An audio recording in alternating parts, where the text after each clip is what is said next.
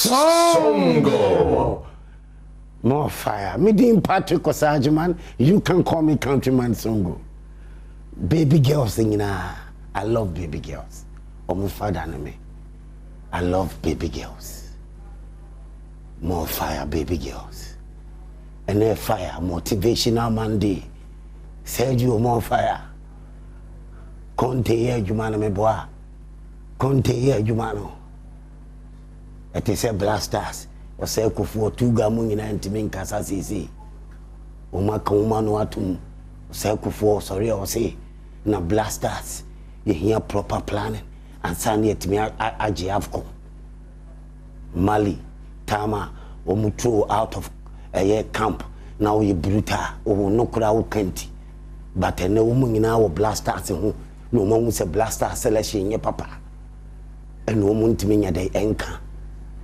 Omo nyina benefit wo blasters won Samuel say for some tuga mo en kan kure say blasters selection enye papa players aye flow mo enye papa omo nyina ye din ti say Gary Neville only omo kan chire only say wo say Manchester onye good uti ase only no behind the scene obetima ye bibia training kama but only that vim ne charisma no embigina park ne so fanya adwuma ma Manchester but no muntimi nka Ferdinand mugina no muntimi nka no kure Roy King ko kan ya so onye uti ase Paul Scholes ni timi fire wo ma Gary Neville de untimi nka da eso no only say timi e bia na esi wo blasters o say ko fo sami tuga munyina ne na blasters wo mo hobby wo mo yempanyifo na wo makoma no atum selection e koso blasters nye blasters team nye entime nye afcon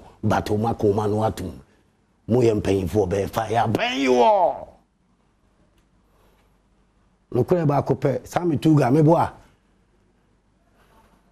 na blasters in here proper planning they say the proper planning akoto zoom and our planning papa na ekoso until this time AFCON sa team fun way blasters team way everything age AFCON taxpayers money waste sikedi na mu nyina makotena ona mu dibi ena my din ma shut it up my it is a Gary Neville I only gonna social sell Manchester won't mean country more fire pen you all ujan shishimu nyina more fire.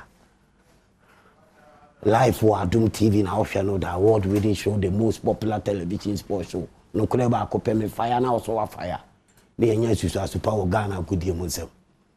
A live was 94.7 FM so.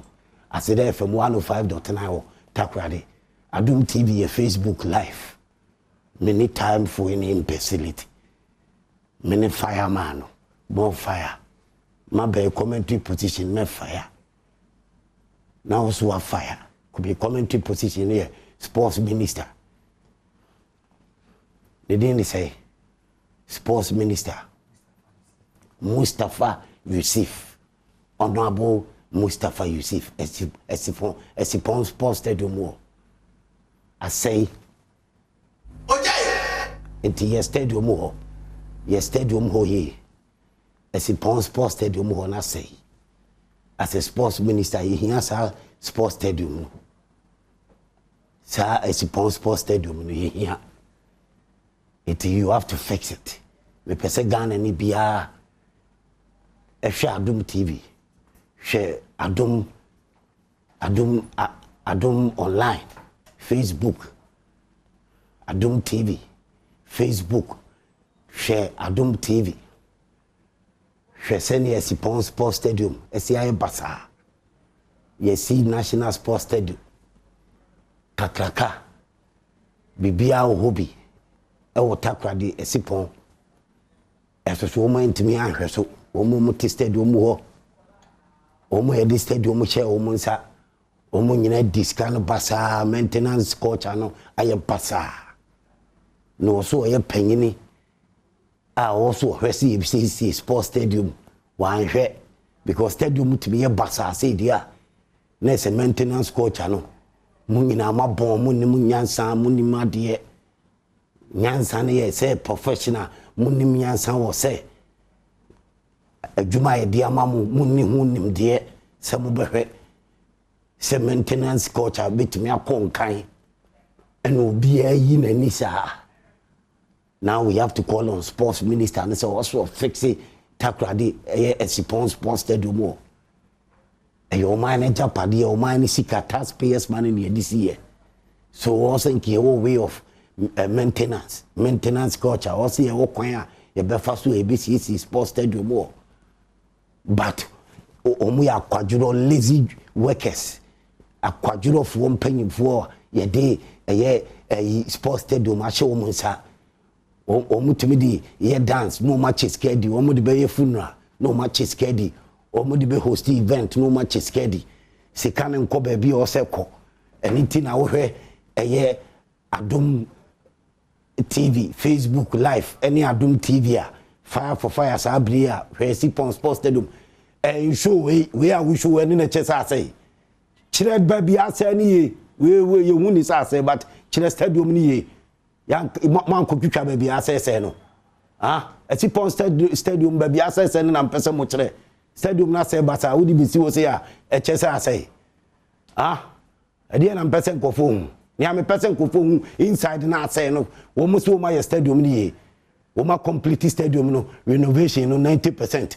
And no also mo bia hwe na obi ahu say yen complete here stadium na wo show ni kakraka de achem me de dey ana so mo de dey stadium na say na e basa kan aye tan baby ajonso aye basa baby etena aye basa park e bobo so aye poto basa eso stadium yi empenfo e show mo sa no mo de event. Omo di manko for your party, birthday, wedding, funerals, ejiska echenu omudi. Omo cheska ni di maintenance culture biani ho. Ote ase, we biani o ministers. Ohun ni American say, president wo ho, no yi ni ministers.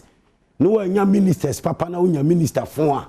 Ubos was say yesa field war department war no more so ye tesania yaba ye sports we are sports stadium wo matimi amasi pon sports stadium atete ay basa kan puto me wa to so ye sports stadium of taxpayers money no ye the maintenance culture ehun sika semne ehun kwan e faso a ye be maintain nyina no maintenance nyina no ye de kan ho ebuku ma da ho a o se expert but yen ko fa e be family amu wo mo mu nsua de wo ho wo mo mu nim de e wo ho ne de akwa friends and family ubo aban oteso wo be hwese bi wo be fa panyini papa say sports minister papa say sports director papa say stadium sports director panyini a papa no omo mfa ne sa wo omo de politics madam for ni we na abra wo be ho no makofo bi oni expertise bi oni nimdie bia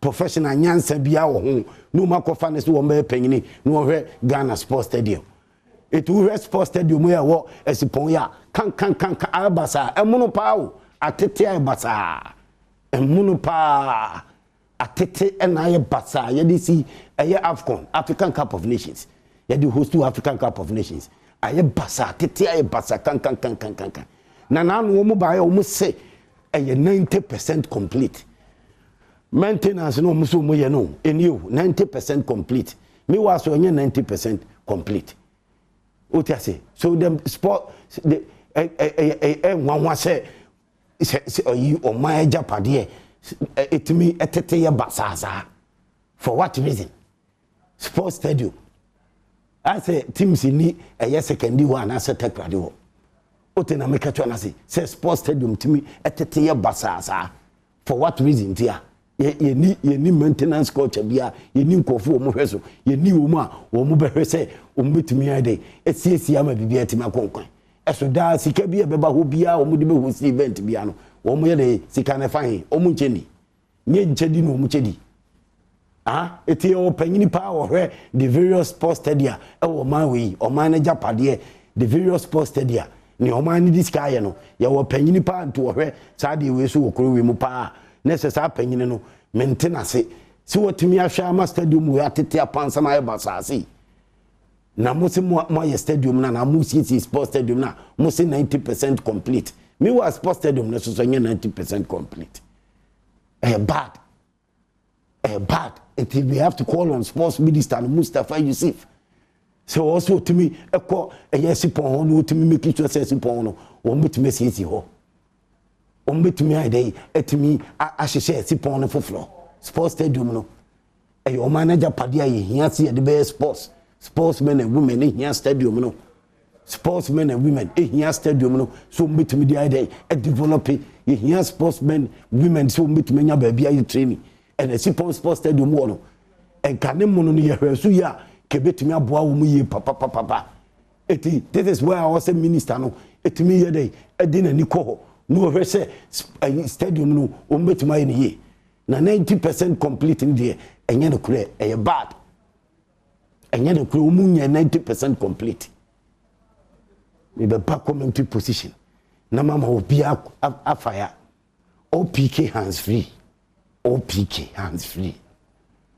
say udin komo telephone so enu anya afi na mente e breaki hands free we no ya true OPK no ho e di free abreaki na ba mu OPK hands free e bruta e papa e tu hia hands free papa dia na say ye OPK hands free e na hia na OPK hands free dia flow mo 0242 49 7133 0242 49 7133 OPK hands free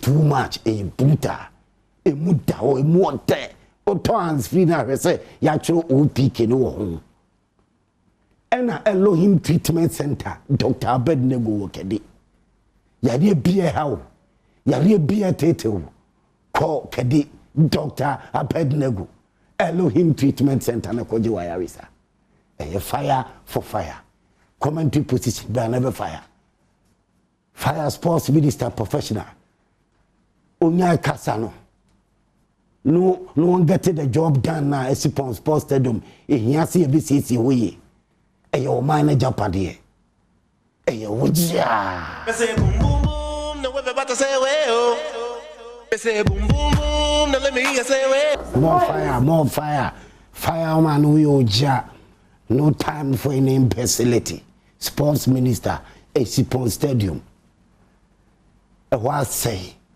fix it Nija percentage munya percentage cheap talk kasa keke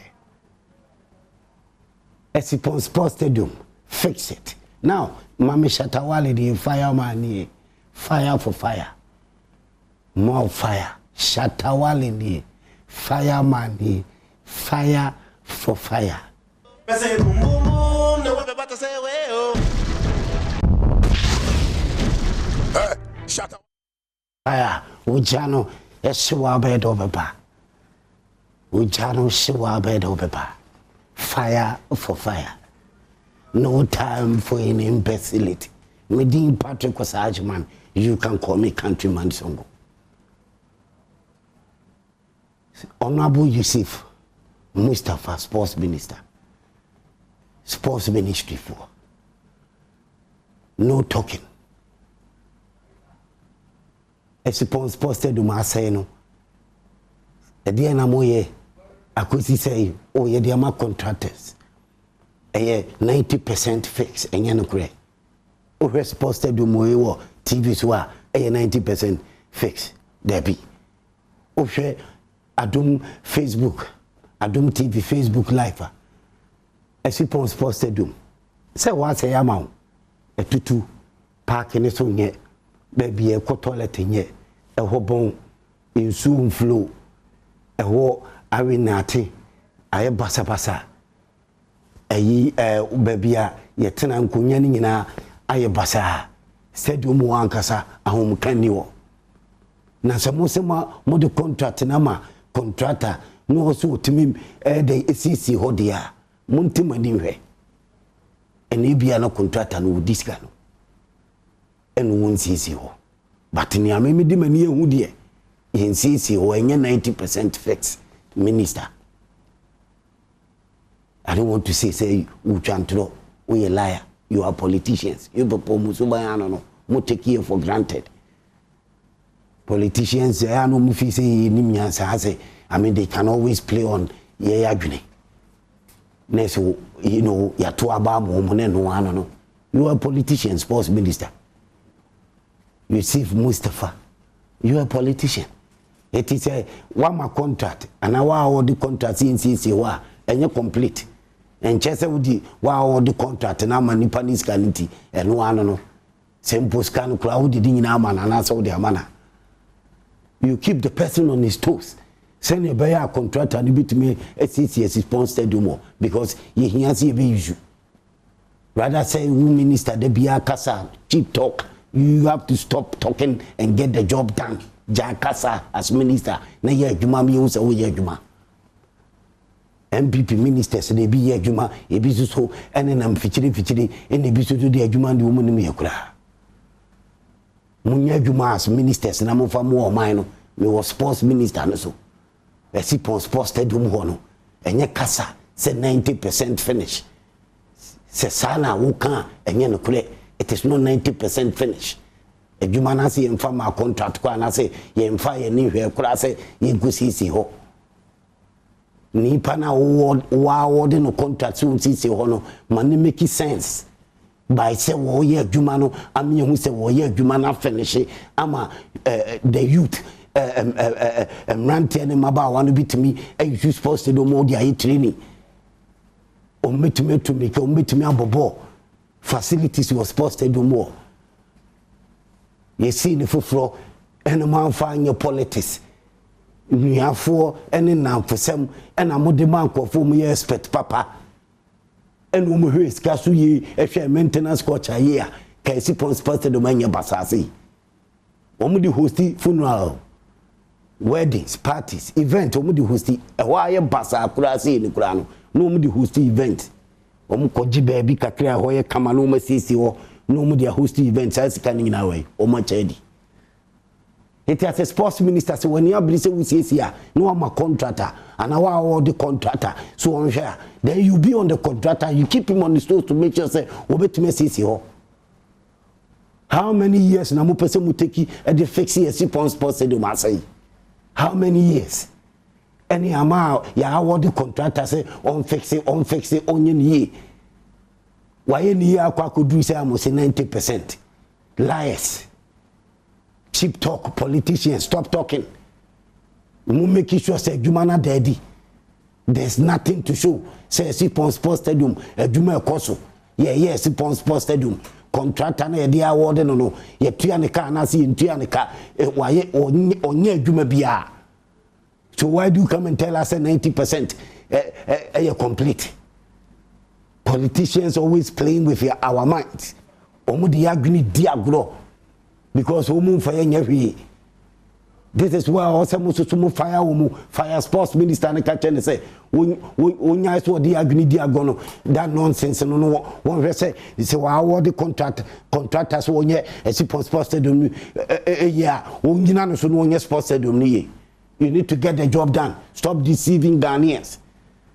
Tell the sports minister, stop deceiving Ghanaians. Jaise moda da Ghana for mucha Ghana for ntro. FIC pon sports stadium say ma award the contractor say on CC sports stadium no CC to 90% arch say complete babe complete any enye no kure entro ni bia ani ya nto aba ma MPP aba Ghana aba say bedi entro bekai entro the bia entro and to some sa ena ya award contract the ama contractor say won say Sipon Sports Stadium yes we here Sipon Sports Stadium National Sports Stadium the youth of today omu be training sportsmen and women omu be training ombetimi akoho akodi agro ama utimi say yes Sports Stadium no it say betimi aboa magana impuntu otimi akonanem no ma japade ma hweso yi Musa di oman sikasa the Emma contractor so on sensitive wa mo ye busama mo se mo di amano na 90% what it wa wi mi wa so nya ne kure wo TV so a utum se stadium wona e da so si wo basa ai e ho bon kan no minimum say stadium ni say nyina no mu de man kofo so mu fanye event wo ho mu host event wo no mu jiska no mu chedi o mu eja padio no mu chedi basa aso o man panyini bia eni ho azi eni mpanyifo bia okuro wem it is sports minister na mo fire no Mustafa Yusuf tell him fire no catch sports minister and say a chip on sports stadium no 90% complete no mo kananya na kure still omunya sports stadium ni omun seti ho taxpayers money one rest of mine sika no so omu dia ma contractor pa omu tua contractor ne pa omu make sure say contractor no also komu omu chini tum kura ansa no wasaba to adwuma no so because adwuma we no was why 90% our complete ebia ne sadia na say adwuma fun kan pa no why no the sports minister money na on the jai say obi try intro ni bi emi try intro sports minister when I would try and try and say one would deceive no say Sipon Sports Stadium no it's almost done it's politicians playing with our minds. How many years na mo person mo di complete Sipon Sports Stadium na say no 0302211701 0302211702 0302211703 03022111704. Stop talking about percentage. Sports minister 90% completion or some more or whatever. No, any kure. Esipon sports de omumunya ya order so basa. Okowa bibia antire se ye adwuma ho. Oti ase nipa na ya award no contract no. Also otimi ya adwuma anya say it doesn't make sense. See this taxpayers money award o contract. Now what this can and would this can now would mean stadium war. How many years no be take the SACS Sports Stadium? You hear good pitches, you hear good pitches. Near the day, am I a youth of today? Your sportsmen and women at me day SAC Omo Abba up. There is nothing showing say a Jumabi Koso a Sports Stadium. Eduma bia no e kwaso CSC pon sports stadium minister politicians ni entro si ebedi ho agro fire sports minister na boss more fire OPK hands free adaroma sports stadium and many of them and I said because I can never call you and the sports minister only are for the area somewhere tell me what you want to say to what you talk about transport I can say stadium in China. Oja adwuma no onye phobia member more fire sports minister no Estipon Sports Stadium omusesi ho phobia member OPK hands free adaroma more fire Countryman Songo fantastic acting to you more fire and the Kasapri Kefo Academy phobia member Honorable Mustafa Yusuf Sports Association, yes, I was pay. Minister, you go about 90% done. You can't be problem about it. And then it's done. Oja, more fire. Useless. Over stadium where I more fire. The BI, boom, Jimmy Force. More fire. You know, because speaking for I go to Nawata. The directors with you. Don't want to go. Oh, yeah, I know, okay, and the but. Finance minister na on the budget no put na parliament o ka say Ghana for na say ya yesterday no 90% no also ya be go ye be no also ko say more fire 90% but the sure supposed to I tell you ya see am na so market be you say wo be Ghana for na to say you supposed to about say e me na be fu a o finance minister be can see say na for say the to ministry say be go be can fa other ministry one ma fact no ye can be tell Oja omunye stadium ni enu anu na busia fire stadium no wo hwa ye nye ye tie no anu no say we can we so ye be say minister say more fire minister say o enti ba fu no ba ye minister say ma ba ye we wudi o ye na o tin kan ko aye dan so we be say minister say e be ya e ka de ja pa ye be ya o fa de ko le ye say na ye minister Oja sports minister on share Sipon Sports Stadium contractor no onye adwuma bia 85 pen minister no on also resi aye opanyi mensa fire OPK hands free Adaroma. Can what get it?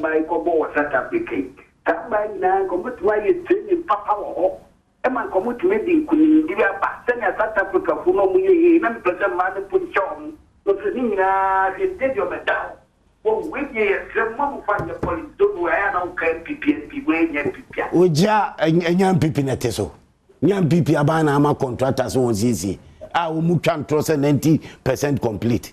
As so any more fire. Frederick, more fire. OPK hands free Adaroma. Kawagini Elohim Treatment Center. Frederick. Kasawa, must have been wasting the time.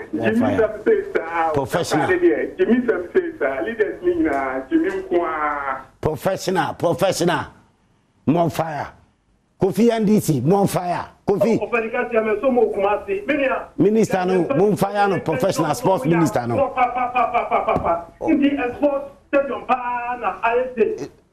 Tikache minister no, sports minister no. No be say tie, we ba fix no. Na mu se mu blame. E ma man for. Me nya ba ni for ba sabi. Nto mo tu aban ga na ho ana. Ah, o ye je tie do mo kwatra wa na. Na sa de nya man sam na bia o mo di chaga na fosa. E ti fosa je kama pa. Na se no mo dia ko na nya mo be se tie no. Na mu se mu blame. E ma man for. Me nya e ba se mo man ga na se. Ye ti sa ni for we. Akwatra. Oja fire, more fire. Pardon, the idea is it will be a kind of crazy of Ghana and Koyi. I did know. Stadium says you are beginning on a Tony professional. More fire. Stadium now says you want to. Ada uniana. Sabi wa Jimmy ya power free duemana.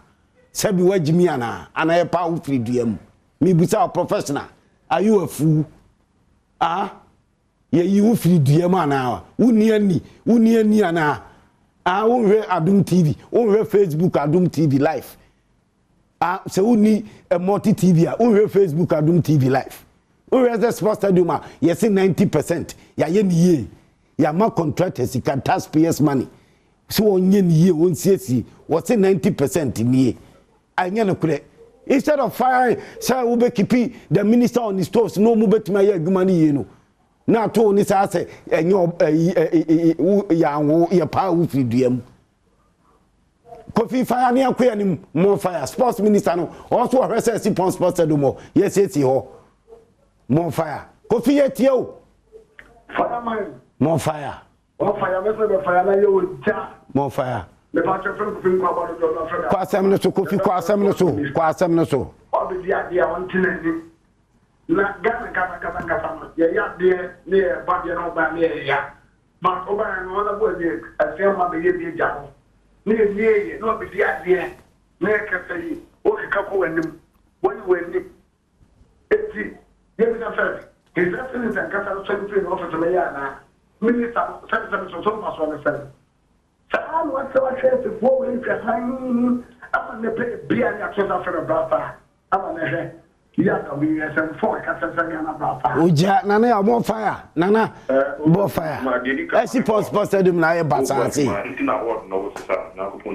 masuma wana na the American say ya na say sports minister o man dey na ho more fire o de mo bo ke kunuma men service for MPP appoint and or appointing so na minister the oyen or the blame MPP party dey mo say o man wo me so no nya adwuma no na enkoso ema no nya say alternative say tema for former sports minister bonfire what you mapa as minister iba ye hu kotoko patroage ye hu ana mo papa bi awu oja tanko offer tanko bonfire offer tanko me ko na tanso bonfire ya re wo say minister ta e bia we na obi anu aye wu say obo no ho body ba ko ye ma no Egypt no ba ya ba na ya ba bonfire ya ba na ya ba when you buy ya so when you come on when you still ma what 90% why you what 5% people are you bonfire abro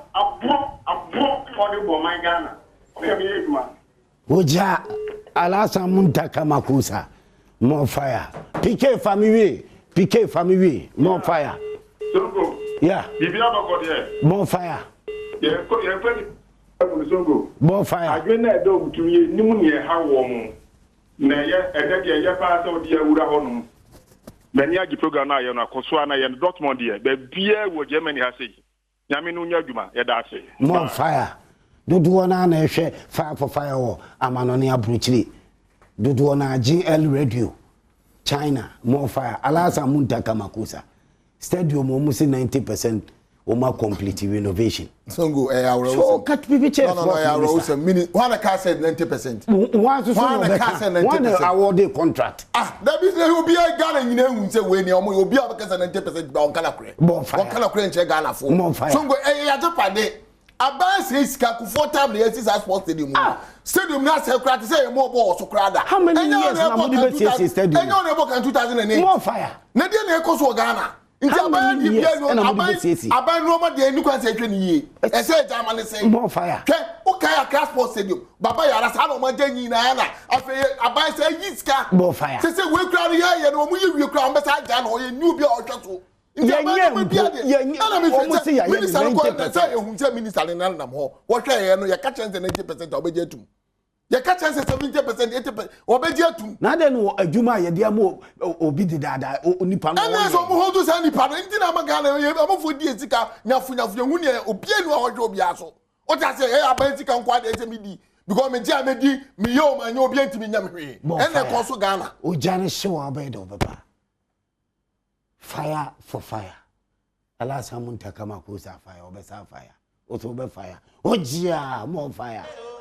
Say boom boom boom, now let me hear say well. O jane shewa abai do baba me need time for any imbecility any nonsense be out me show evidence chiro na de ne say ne city no o man japade o so obo ani ye ni na se wo di wo fi say bi wo nim nyansa ya wo amfiri nipa da se nim ba ye pa wo fi dua mu dia I won't give you that chance. Some of us you see much ya bre and you could tell man we use journalism ama mo manya kwan na matumi e de e ka bi se nyame yi ye mu bi some of us ama ke bia mo freedom se mo bituma kire mo adwene kuna ka munya nonsense alaji wo jane hyewa so go am me ra because some how can see time for yes that because enye fire for fire na ama binuma anya opportunity kamo ekuru and go have timi be TV so na oba radio so timi kan le bo so asem o ti ase ene aban anase na obi ya enye football oba bia na obi ya enye ese otimi ka opo so ase enye atam didie se dabi nya katile na man no do yes na man no ko nanim dade ne nya enye ese ye ka eye so ana ya ka o ti ase sa na tie obi anta obi a nti songo na me kan say o say we dear minister woman and inkoso one more stadium because you say about this car but so go nyi eti no ye Ghana Premier League they say the fantastic league na o ka no ye nyina hu say me be say me ba o kitu obi me sure because no my course so e fantastic league no mani age wo kakra because na me ka bibi say kotokofo abra o ko Dubai amanfo ye o dabi me ba Dubai ye be ba e china me sure obi ye china nyame ya do ye be ba ya ma chira fabulous Dubai wo ja Say boom boom boom, now we're about to say well.